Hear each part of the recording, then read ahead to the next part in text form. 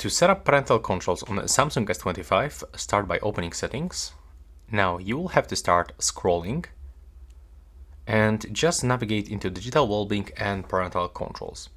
When you are here, keep scrolling almost all the way down and select parental controls.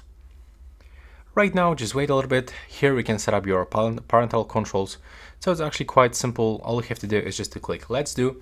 And now you will have to select your child or teen's account. So you will be able to set up parental controls for this device.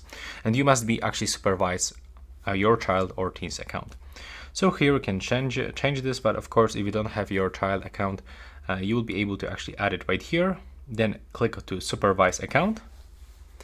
Now just wait for next steps, and as you can see in my case, there's actually some kind of the issue because I just set my own account. But if you select account of your child, then you will be able to go forward and also set some restrictions just following on-screen instructions.